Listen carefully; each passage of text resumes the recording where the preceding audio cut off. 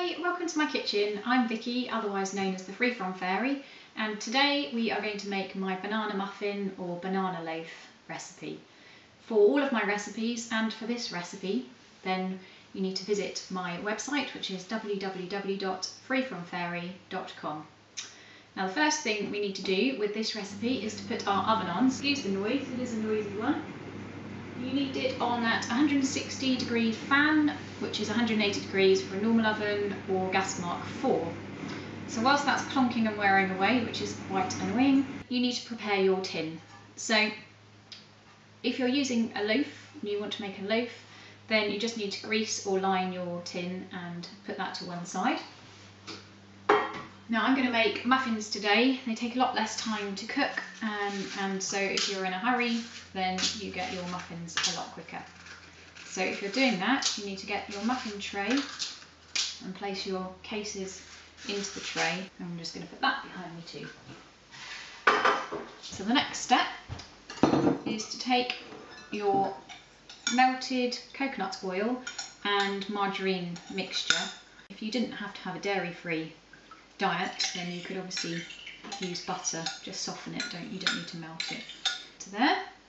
Now I hope you're cooking along with me, because that's the aim of these videos, is to get people to actually get all the ingredients together, get all the equipment together, and then cook along with me and have some fun.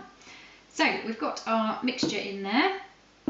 We then need to add in our eggs, and you need to just let that mixture stand for a little while before you put the eggs in, because obviously if you have hot oil and you add your eggs to it, you're going to get a revolting mix of kind of scrambled egg, which you really don't want. So we're going to crack our eggs in. It's 2 medium eggs into the bowl. You don't need any fancy equipment for this. It's just a good old whisk. So I'm just going to give that a whisk together. So this is a perfect recipe to do with the kids, because they really can do all of it. And in fact, I did do this recipe with some 6-year-olds in my daughter's school, and they really enjoyed making them. So that's just mixed together, very straightforward. And then in another bowl, I'm just going to mash the bananas. Now in my recipe I'll say 3 bananas, but we've got whopping bananas here, so I'm just going to use the 2. It should be enough. I just use a fork and give that a good mash.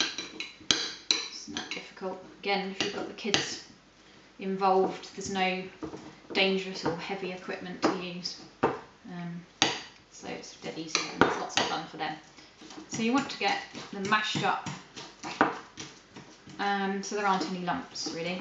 Right, so I'm pretty much there now. Walk away. And then to that we need to add 3 tablespoons of juice.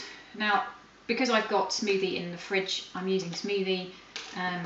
If you've got apple juice, use apple juice. It's really just to add a little bit more sweetness without having to add any sugar. This recipe has got no refined sugar in it. So the 3 tablespoons go in there, and then just give that a mix just to combine the 2. Don't need to worry too much. It's all going to get mixed up in a little while anyway. Right, so pop that to one side and bring your egg and oil mixture back.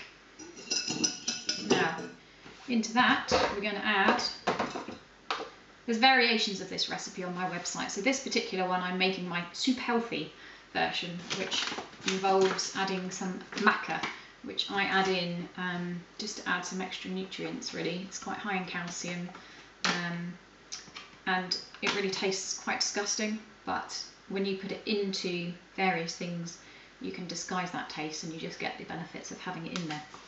So into here I'm going to put 185 grams of self-raising gluten-free flour, and this particular time I'm using the Dove's Farm mix, which you can get pretty much everywhere now. I'm also going to add in my maca powder. 15 grams of that in, which should be about a tablespoon. So that will take the total, that's a little bit more.